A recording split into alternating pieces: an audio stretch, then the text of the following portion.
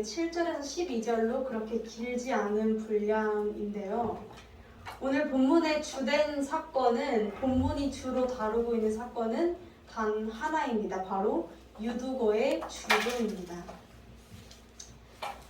우리가 이 사건을, 이 유두고의 죽음이라는 사건을 바라보는 시각을 세 가지 정도로 나눌 수 있을 것 같아요. 어떻게 나누냐면, 먼저 유두고의 입장에서 이 사건을 생각할 수 있을 것 같고, 그 다음은 이 현장에서 말씀을 전하고 있던, 설교하고 있던 바울의 입장에서 생각을 해볼 수 있을 것 같고, 또 하나는 그 자리에 함께 모여있던 사람들의 입장에서 이 사건을 생각할 수 있을 것 같습니다. 그중 오늘은 우리가 바울의 입장에서 이 사건을 한번 바라보게 되기를 원합니다. 우리가 바울의 입장에서 한번 이 사건을 생각해 볼게요. 우리가 감정이입을 좀 해야 되니까 상황 설명을 좀 드리자면 이렇습니다. 바울은 지금 열심히 전도 여행을 다니고 있었습니다. 에베소에서 머물다가 이게 20장 내용에 쭉 등장하는 내용인데요. 에베소에서 머물다가 마게도니아 여러 지방을 다니고 그리스에서 3달 정도 머물다가 다시 시리아로 배 타러 가려다가 또 이게 바울이 살해 위협을 당해요. 그래서 배를 타려고 갔다가 이 사람들이 지금 너를 죽이려 하고 있다라는 얘기 듣고 다시 육로로 해가지고 마게도니아로 되돌아가고 뭐 그러다 드로아에 가고 막 이렇게 엄청 바쁘게 바울이 지금 전도 여행을 다니고 있는데, 바울이 물론 살해 위협을 당하기도 했지만 그럼에도 전도 여행에 참여하는 사람이 점점 더 늘어나서 우리가 이제 4절 5절을 보게 되면 뭐 소바더, 아리스다고, 가이오, 디모데, 두기고, 드로비모 등 이제 많은 사람들이, 우리가 이름을 잘 알지 못하는 이런 많은 사람들이 전도 여행에 참여하는 것을 우리는 볼 수 있습니다. 본문은 이렇게 시작합니다. 그 주간의 첫날, 안식 후 첫날에 우리가 떡을 떼려 하여 모였더니 라고 등장해요. 그러니까 일이 잘 진행되고 있는, 전도 여행이 수월하게 진행되고 있는 과정 속에서, 상황 속에서 오늘 바울과 그 동역자들은 떡을 떼기 위해서 모였습니다. 왜 전도 여행을 다녔냐면요, 바울은 한 곳에서 사역하던 사람이 아니었어요. 예를 들어서 브리시에서 사람들에게 말씀을 전하고 무리가 모이면 교회를 세워요. 그리고 어느 정도 자리가 잡히면 남양주로 떠납니다. 남양주 갔다가 진접으로 갔다가 뭐 어디 또 들렸다가 이런 식으로 계속 움직이면서 사역을 하던 사람이었어요, 바울은. 그래서 이거를 전도 여행이라고 우리가 표현을 하는데, 그렇게 일이 잘 진행되고 있는 상황 속에서 바울과 동역자들은 떡을 떼기 위해 모였다고 합니다. 그리고 바울은 그 자리에서 말씀을 전하기 시작해요. 우리가 7절은 오늘 본문에 우리가 나누려고 하는 내용과는 살짝 별개로 7절 자체는 우리에게 굉장히 중요한 역할을 합니다. 왜 그러냐면 주일 성수의 근간이 되는 구절이에요.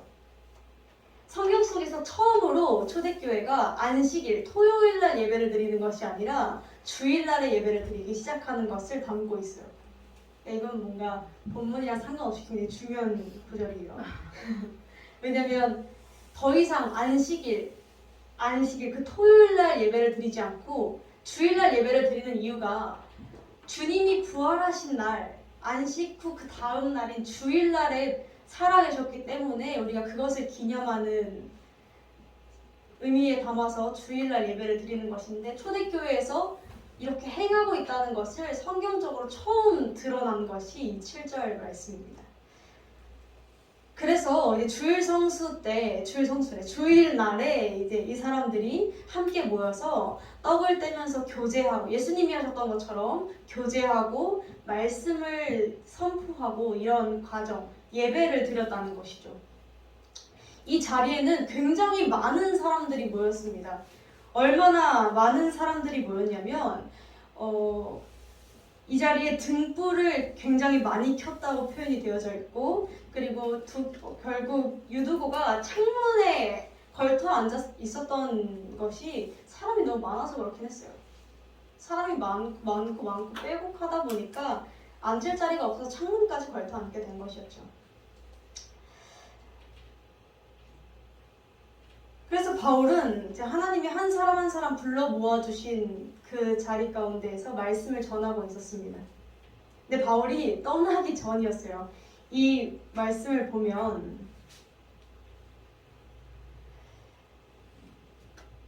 7절에 보면 바울이 이튿날 떠나고자 하여 그들에게 강론할세 말을 밤중까지 계속하매라고 합니다. 그러니까 그 다음날 떠나기 전에 바울이 이제 설교를 하기 시작했는데 이때 예배는 저녁에 이루어졌어요. 우리처럼 지금 낮에 이루어진 게 아니라 사람들이 일하고 와서 저녁에 예배를 참여해서 해가 진 후부터 시작해서 이제 밤까지 쭉 이어진 것이었죠. 근데 바울이 자기가 떠나야 되니까 하고 싶은 말이 좀 많았나 봐요. 말이 좀 길어졌다고 되게 직설적으로 표현하고 있죠. 설교가 길어진 겁니다. 한 1시간에 끝내야 되는데 한 3시간씩 한 거예요.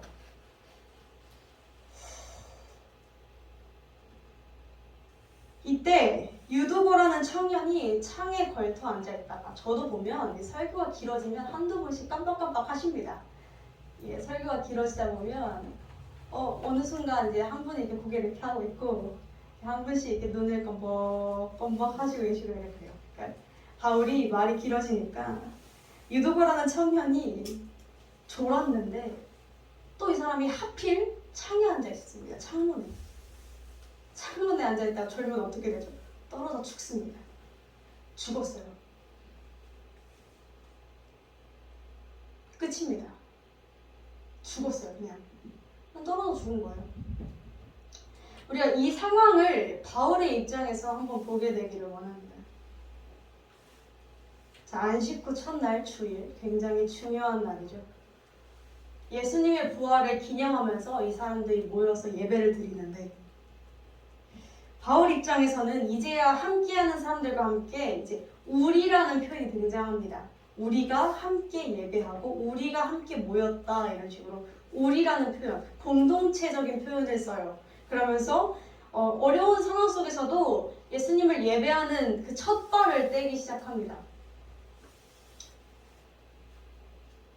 바울이 이 자리에서 설교를 하다가 좀 흥분을 한 것 같아요. 제가 볼 때. 설교자들 특징이 있는데 예수님 얘기하다가 되게 흥분하는 경우가 종종 있어요. 말이 길어지고 격해지면서 이렇게. 왜냐면 전하고 싶으니까. 바울이 그랬어요. 그런 상황이었는데 유두고가 죽었습니다. 모두가 이제 사도 바울의 말씀을 들으면서 성령 충만해지고 주님의 은혜를 경험하고 그런 때에 유두고가 죽은 것이죠. 하필이면 일어나서는 안 될 일이 일어났다는 것입니다. 물론 유두고의 상황을 보면 우리가 이 사도행전은 누가라는 사람이 기록을 했는데요. 의사가 기록했어요. 누가가 기록했는데 누가가 나름 유두고를 이렇게 좀 포장해주고 싶었는지 상황 설명을 좀 잘 해줍니다. 설교가 밤중에 길어졌고 사람도 많았고 이런 느낌으로 좀 어쩔 수 없는 상황이었다라는 걸 조금 이야기하려는 것 같아요. 유두고가 악의는 없었어요. 그 예배를 망치고자 하는 악의는 없었어요. 오히려 일이 끝나고 나서도 말씀을 들으러 나와왔던 사람이었거든요. 그러나 우리가 이걸 통해 무엇을 알 수 있냐면 결국 유두고가 연약하다라는 것을 알 수 있죠. 상황과 그 육신의 한계 속에서 결국 졸게 되었고 이는 그 한순간의 졸음이 그를 죽음으로 빠뜨리게 했다는 것을 볼 수 있습니다. 상황의 한계일 수도 있고 유두고라는 사람의 한계일 수도 있고 들으려던 마음은 있었으나 연약함으로 그는 졸았습니다. 아마 말씀을 듣던 수많은 사람들이 동요했을 것입니다. 혼란스러웠을 거예요. 그리고 몇몇 사람들은 부정적인 반응도 보였을 겁니다. 말씀 들으러 왔다가 사람 죽는 거잖아요. 하나님을 예배하려고 나왔는데 사람이 죽었어요. 얼마나 그 자리가 소란스러웠겠고 얼마나 그 자리가 혼란스러웠겠습니까? 바울의 마음이 어땠을까요? 제가 어제 이거를 사역하는 동기한테 이렇게 물어봤어요. 야, 너가 앞에서 설교하고 있는데 사람이 창문 안에다가 떨어져 죽었어. 어떨 것 같냐? 이렇게 물어봤어요. 사실 저희는 떨어져 죽을 만한 공간이 없긴 해요. 다행이죠. 다행인데 이제 만약 그렇다면 저는 손이 벌벌 떨릴 것 같아요. 오, 이거는 너무 무서울 것 같고, 그리고 또 한편으로 그런 생각도 하겠죠. 왜 하필 이때? 지금 떠나기 전이라서 마음도 급하고 말씀을 전해야 하고 할 일이 쌓여있고 잘 진행되고 있었는데 왜 하필 이때 이러한 일들이 벌어지는가? 왜 길을 막고 장애물이 생기며 계속해서 이렇게 뭔가 막히는 것들이 생기는가? 이런 여러 가지 생각들이 들지 않았을까 하는 마음 들었습니다. 그러한 상황 가운데에서 바울도 혼란스러웠을 거고 심장이 벌렁벌렁 거렸을 거예요 아마. 그쵸? 사람들도 혼란스러웠을 것입니다. 우리가 삶을 살아가다 보면 이런 일들이 종종 벌어지곤 합니다. 하필 이때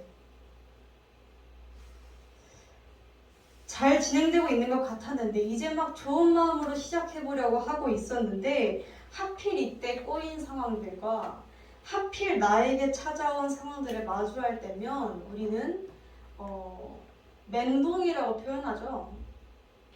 요즘은 멘탈이 흔들린다고 이렇게 얘기를 하는데 당황하기도 하고 왜 하필 지금 나에게 이런 일들이 라는 생각들이 들기도 하며 짜증이 몰려오기도 하고 원망이 차오르기도 하고 눈앞이 캄캄할 수도 있을 것 같습니다. 그런데 우리가 이러한 상황 가운데서 오늘 바울이 어떻게 대처했는지를 주목하여 보게 되기를 원합니다. 사람들은 그 상황들 속에서 유두고라는 사람이 죽었다고 판단했습니다. 이 글을 쓴 사람이 누가라고 했잖아요. 누가. 이름이 누가예요. 이 누가가 의사잖아요. 의사가 죽었다라고 기록할 정도면 진짜 죽은 거예요. 그렇죠? 상황적으로 봤을 때 정말 죽었던 거예요. 그런데 바울은 오늘 다르게 반응합니다. 10절에 보면 내려가서 그 위에 엎드려 그 몸을 안고 말하되 떠들지 말라 생명이 그에게 저에게 있다 하고 이 상황 속에서 가장 당황스러웠던 것은 바울이었을 겁니다. 바울이 이제 주축으로 해서 예배를 모았을 거고 이거 피해 보상을 해줘야 되나 내가 예배를 드리자고 했는데 여러 생각도 들었을 것이고 그런데 그는 유두고가 떨어졌다는 것을 듣고 내려가서 그 위에 엎드려 몸을 안고 기도했습니다. 이 죽은 자 위에 엎드려 그 몸을 안고 말했다라는 표현이 구약에서도 등장하는데 엘리야와 엘리사가 죽은 그 사르밧 거부의 아들과 수냄 여인을 살려냈을 때 이 표현이 등장해요. 그러니까 바울은 지금 엘리야와 엘리사의 그 성경 이야기를 읽고 그들이 했던 것처럼 똑같이 자신도 기도하는 것입니다. 그리고 그는 그 후에 이렇게 이야기합니다. 생명이 그에게 있다. 바울은 지금 상황적으로 유두고를 보지 않습니다. 바울은 믿음의 눈으로 유두고를 바라보고 있습니다. 상황에 휩쓸려서 혼란스럽고 복잡한 마음을 가지고 떠들었던 것이 아니라 그는 그저 기도했다는 것을 우리는 볼 수 있습니다. 그리고 기적적으로 하나님의 은혜로 유두고는 살아났습니다. 제가 최근에 여러 가지 상황들이 뭔가 준비하고 시작하는 단계에서 계속해서 꼬이고 좀 자질구레한 지저분하게 막히는 일들이 조금 있었어요.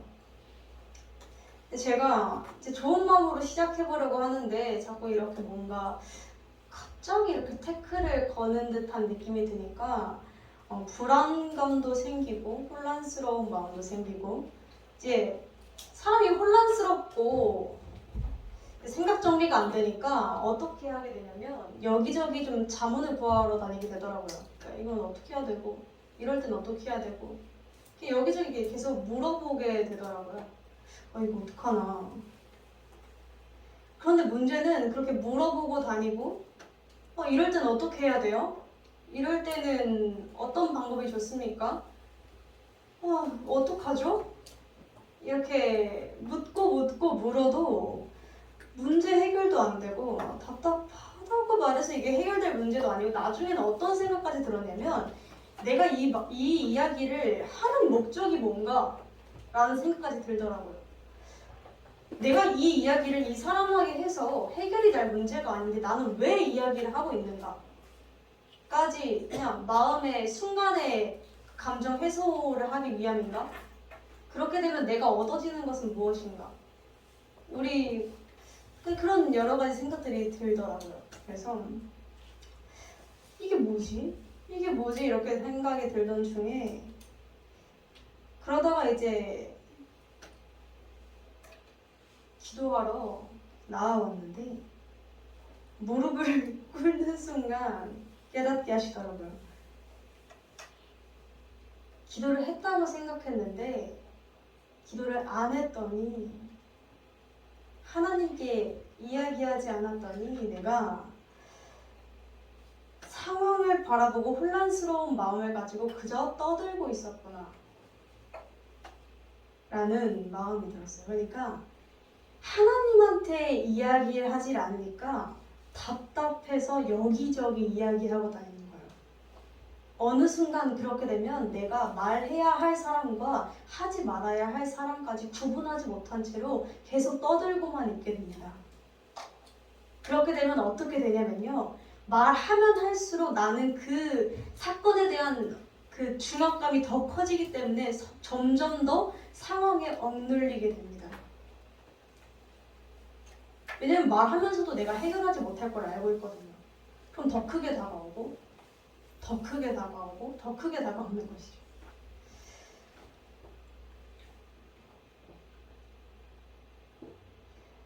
그런데 하나님께 기도하게 되면 이건 뒷부분에서 이야기하려고 했는데 하나님께 기도하게 되면 우리가 왜 하나님께 기도해야 되냐면요. 하나님께 기도하면 우리가 그것을 알게 돼요. 이건 하나님께 별일이 아니구나. 하나님께 있어서 이 사건은 그렇게 엄청난 어려운 문제가 아니구나를 깨닫게 됩니다. 그렇기 때문에 그것을 깨달을 때 우리는 자동적으로 평안이라는 것을 얻게 됩니다. 하나님이 하시겠구나 라는. 내가 해야 될 일에서 내가 처리하고 해결해야 되고 내가 무언가 움직여야 될 일에서 이제 기도를 하게 되면 하나님께 맡겨드리는 과정이기 때문에 하나님의 일로 이게 나에게서 책임이 넘어갑니다. 주님께로. 그럼 나는 평안해지는 것이죠. 왜? 하나님은 하실 수 있으니까요. 네. 사랑하는 성도 여러분, 우리에게 찾아오는 수많은 그 하필 발생한 그 사건들, 왜 나에게 이러한 어려움들과 순탄하게 흘러가지 않는 이러한 상황들을 주셨는가를 생각하며 이러한 상황들만 바라보고 우리가 열심히 떠들어봤자 해결되는 것은 아무것도 없습니다. 아마 오늘 이 상황 속에서 많은 사람들은 이렇게 이야기했을 거예요. 야, 누가 인공호흡 좀 해봐. 야, 의사 좀 불러와야 되는 거 아니냐? 아닌데 이미 죽은 거 같은데? 야, 이거 어떡하냐? 시신은 어떻게 하지? 유가족들한테는 뭐라고 얘기하지? 여러 이야기들을 했겠죠. 그런데 이들이 이야기한 수많은 말들 중에 해결할 수 있는 말은 그 어떤 것도 없었을 것입니다. 그러나 그 같은 상황 속에서 그 하필 발생한 어려움의 상황 속에서 바울은 상황이 아닌 믿음으로 그 상황을 보았고, 믿음으로 바라보았다는 건 결국 엎드려 기도했다는 거예요. 믿음으로 바라보았다는 게 뭐 엄청난 것이 아니라, 그럴듯한 무언가를 해야 하는 것이 아니라 그냥 기도했다는 거예요. 하나님을 믿는 사람은 기도합니다. 하나님을 믿는다는 것을 보여준다는 건 기도하는 사람이 되면 하나님을 믿는다는 사람이에요. 믿는 사람이에요. 하나님을 믿으면 기도하게 되어 있습니다. 하나님을 믿는다는 건 하나님의 능력을 믿는다는 것이고, 하나님의 일하심을 믿는다는 것이고, 하나님의 섭리를 믿는다는 것이기 때문에 그 섭리를 알고자 하기 위해 기도하고, 하나님의 능력을 구하기 위해 기도하고, 주님을 믿기 때문에, 사랑하기 때문에 대화하고자 기도합니다. 그리고 그랬더니, 믿음으로 대처했더니 유두고에게 새로운 생명이 생겼다는 것입니다. 더 나아가 살아난 것으로 그치는 것이 아니라 유두고는 12절에 보면 사람들에게 위로가 되었습니다. 그 공동체가 유두고를 보면서 위로를 얻게 되었다는 것입니다. 우리가 기억하기를 원합니다. 여러 가지 상황들을 마주할 때마다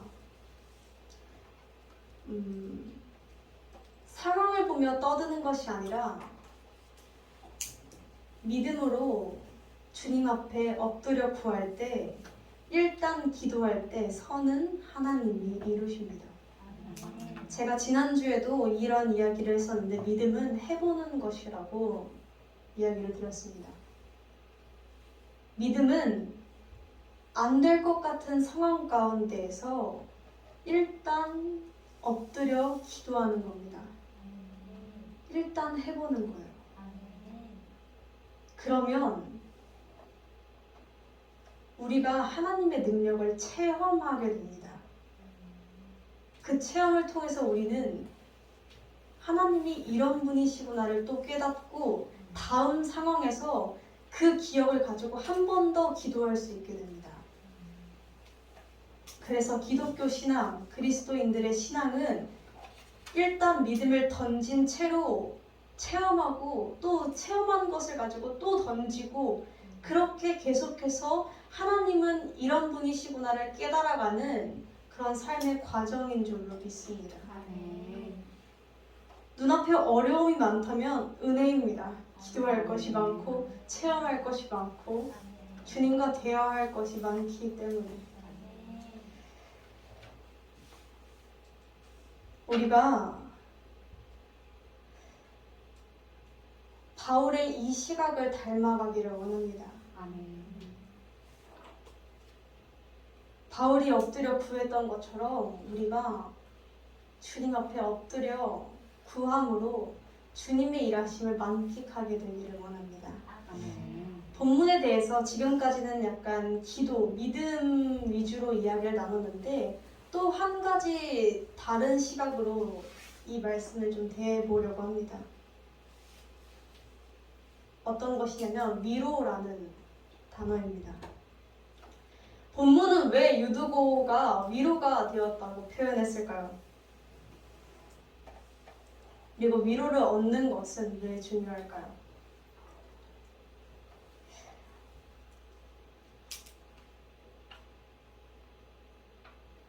20장 1절에서 2절을 보게 되면 이렇게 등장합니다. 제가 메시지 성경으로 읽어드릴게요. 이 성경 속에서는 소요가 그침에 바울이 제자들을 불러 원한 후에 작별하고 떠나 마게도냐로 가니라 라고 하는데, 조금 더 우리가 쉽게 이해하기 위해서 메시지 성경을 보게 되면, 사태가 진정되자 바울은 제자들을 불러 모아 에베소에서 선한 일을 지속하도록 격려했다. 그러고 나서 작별 인사를 하고 마게도니아로 떠났다. 그는 그 지역을 여행하며 각 모임을 방문할 때마다 끊임없이 사람들을 격려하여 사기를 높이고 그들에게 새로운 희망을 불러 넣었다. 바울이 처음 다메섹에서 주님을 만나게 되었어요. 그 후에 바울은 정말 바쁜 삶을 살아가게 돼요. 3차례의 전도 여행을 다녔고 바쁘게 움직였습니다. 사실 생각해보면 이래요. 그냥 한 곳에 안디옥 같은 큰 도시에 선교센터 하나 세우면 됩니다. 선교센터 하나 세우고 그냥 거기서 사역해도 됩니다.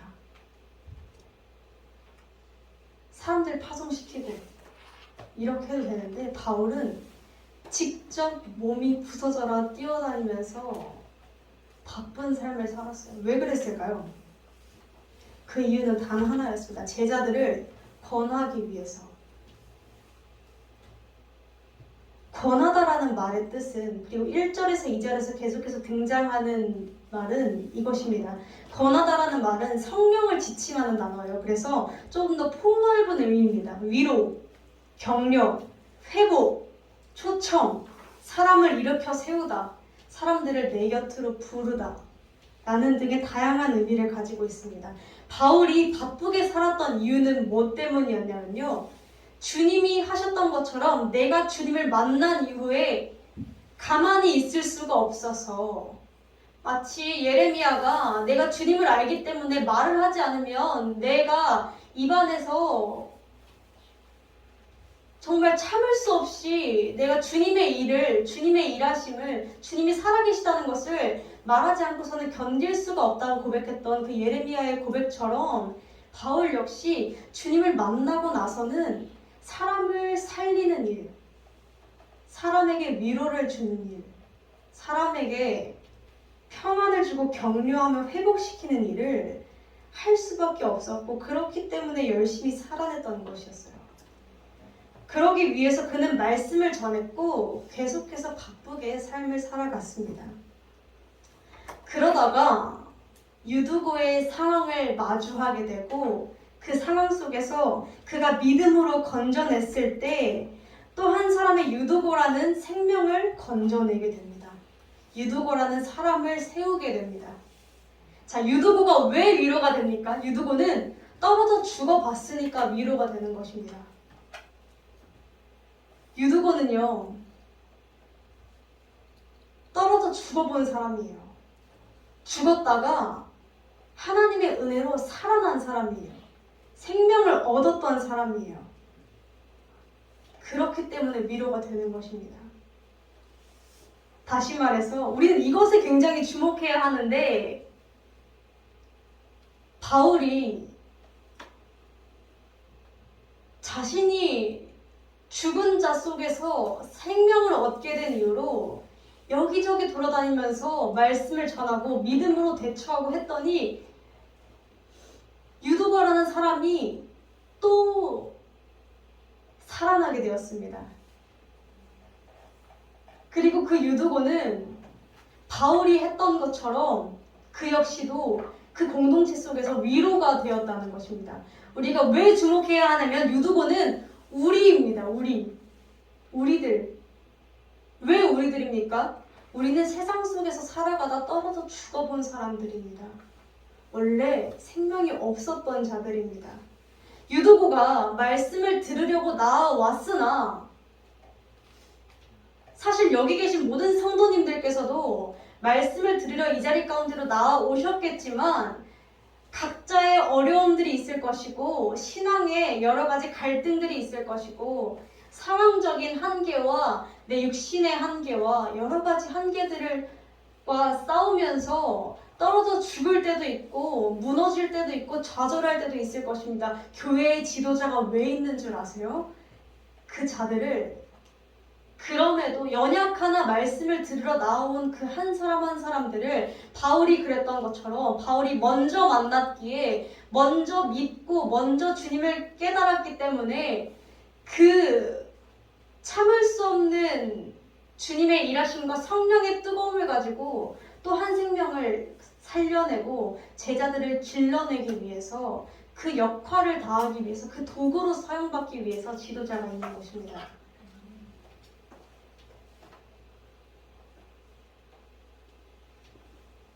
굉장히 이것은 누가가 지금 바울의 사역이 주로 위로라는 것은 단순히 야 잘 될 거야가 아니라 참된 영원한 진리를 알려주는 것이 위로입니다. 영원한 생명을 전해주는 것이 위로입니다. 죽은 자에게 영원한 생명을 알려주는 것이 위로이지, 죽은 자에게 야 너 잘 될 거야 라고 말하는 것은 위로가 아닙니다. 그냥 하는 말입니다.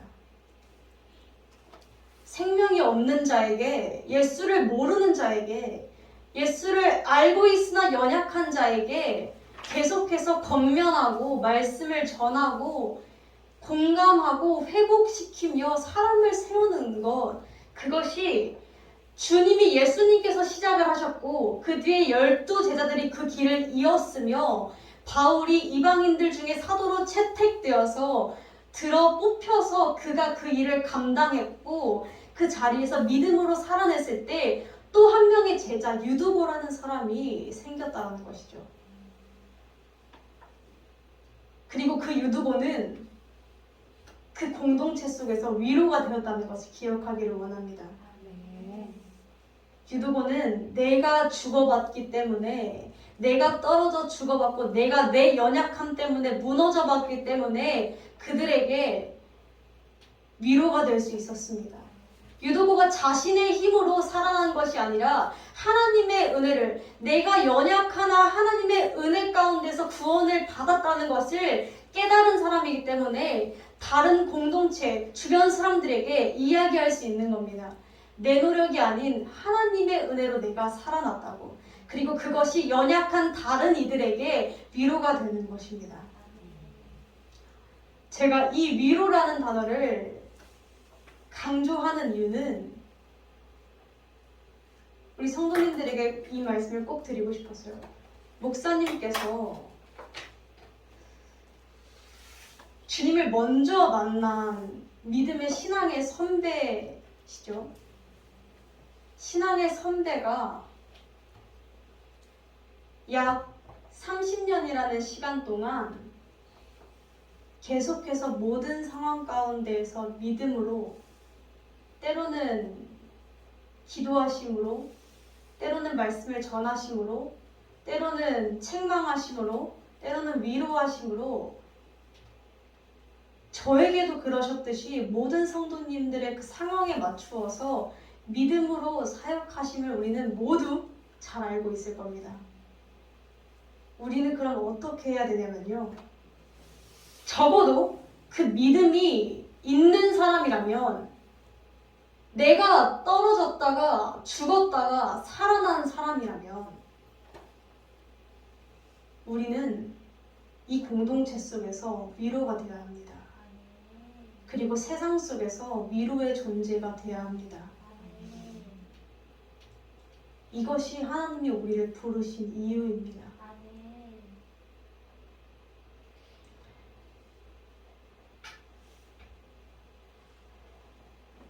만일 내가 가정 속에서 하나님이 보내신 그 자리에서 위로가 되지 않은 채로 내가 떨어져 죽었다가 살아난 사람임에도 죽은 것을 잊고 나는 원래 신앙이 괜찮았어 라는 그러한 생각들로 내가 생명을 얻었다, 죄인임에도 불구하고 내가 생명을 얻었다라는 그 감격에 잊어서 다른 사람들을, 사실 그렇잖아요. 내가 죄인인데 그 죄인인 걸 잊으면 나만 하나님의 사랑을 받아야 되는 사람이 됩니다. 그런데 우리가 죄인임을 깨달으면, 떨어져 죽은 사람이라는 것을 깨달으면 우리 모두가 하나님의 사랑을 받아야 된다는 걸 깨닫게 됩니다.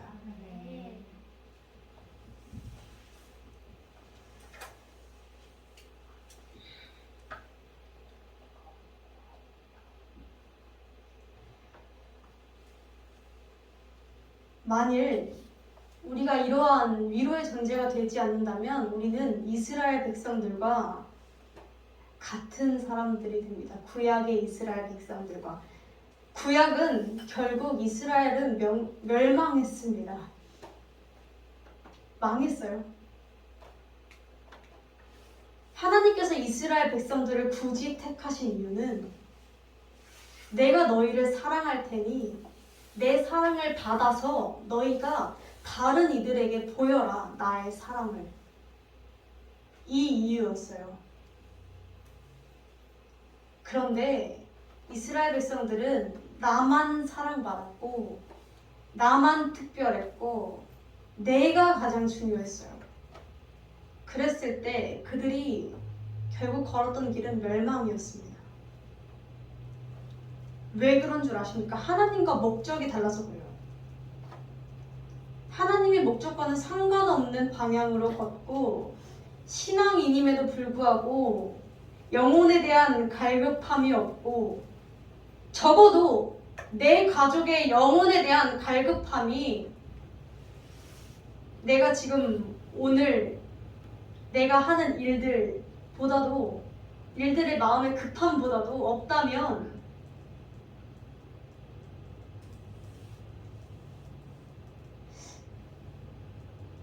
문제입니다.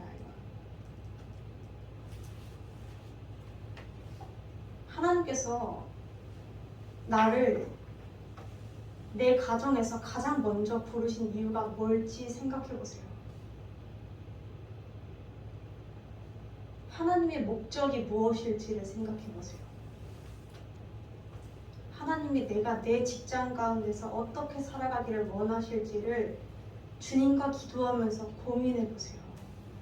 하나님의 목적과 나의 목적은 같아야 합니다. 하나님의 꿈이 나의 비전이 되어야 합니다.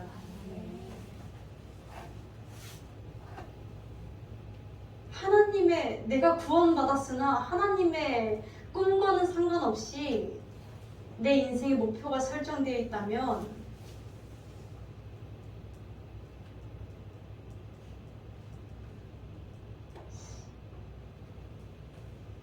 진지하게 추천드리고 싶은 것은 다시 만나세요.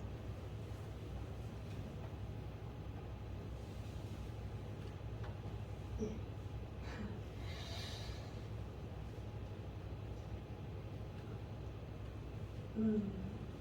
사역자만 말씀을 전해야 한다라는 것은 굉장히 큰 착각입니다.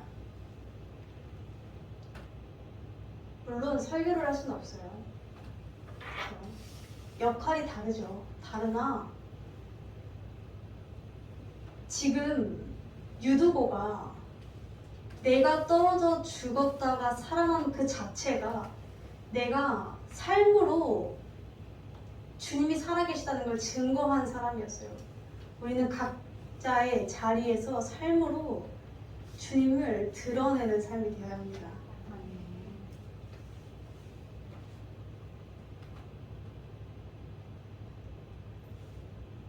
바울이 설교도 했다가 기도하면서 사람도 살렸다가 때에 맞게 맞추어서 여러 가지 방법들을 사용했으나 그 목적은 같았습니다.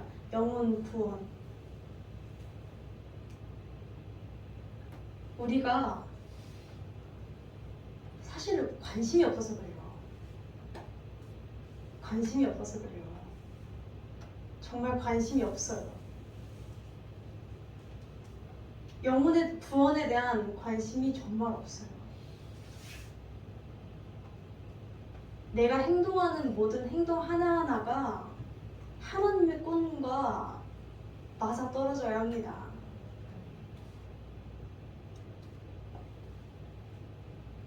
우리가 굉장히 바쁘게 삶을 살아가는데 바쁘게 삶을 살아가는 이유가 무엇입니까? 그 목적이 무엇입니까? 내 커리어 쌓는 것, 돈을 조금 더 버는 것, 맛집 탐방 다니는 것, 내 주변 관계와 좀 더 내 버킷리스트를 채우는 것. 무엇 때문에 바쁘십니까? 무엇 때문에 분주하십니까?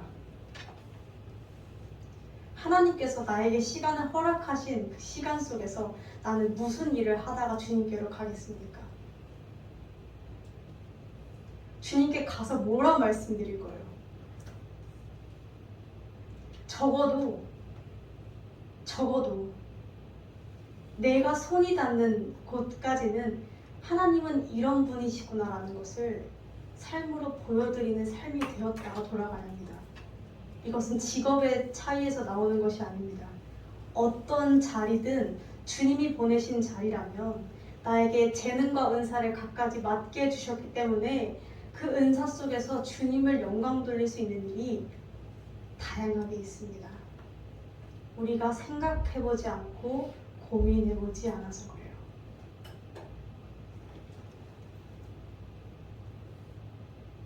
우리가 어떤 자리에 있든 어떠한 역할을 하며 살아가든 사람을 살리며 일으켜 세우고 끊임없이 위로하고 어리석은 자에게는 지혜의 말을 하고 상처받은 이들, 주저앉은 이들에게는 위로하며 권하고 회복시키는 그러한 삶이 되기를 원합니다. 아멘.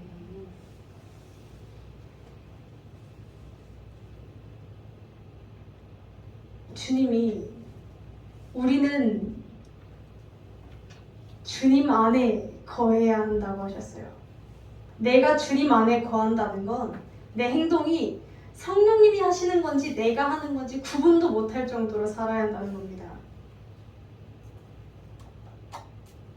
그냥 주님이랑 손잡고 가는 정도가 아니라 내가 주님 안에 거해야 하고 주님이 내 안에 거하셔야 합니다.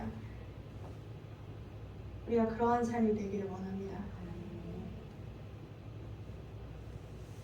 요즘 많은 이들이 그렇게 이야기합니다. 세상 사람들이 내 사람에게만 잘하면 되고 이기적으로 살아가도 되고 내 권리를 찾아도 되고, 물론 어느 정도는 맞는 이야기라고 생각합니다. 조금 더 내 것을 챙기고 조금 더, 그런데 이렇게 되면 결국 남는 것은 갈등밖에 없습니다. 분쟁밖에 없어요. 적어도 그리스도인들은 예수님이 목숨 던져 살림을 받은 우리들은 좀 더 사랑하면 안 됩니까? 이기적으로 굴지 말고 좀 더 사랑하면 안 돼요? 좀 더 낮아지고, 우리가 이 세상에 너무 퍼져 있는 그러한 점점 변하는 개인주의적인 가치관들이 신앙인들의 마음을 메말라가게 합니다. 굉장히 그게 맞아 보이고 똑똑해 보이거든요. 내 거 챙기는 거 현명해 보이잖아요. 그러나 주님은 그 현명한 걸 하지 않으셨어요. 그럼 우리도 그래야죠. 주님이 바보가 되셨다면 우리도 바보가 되어야 합니다. 제자니까요. 그리고 그렇게 될 때 우리는 사람을 살려낼 수 있습니다.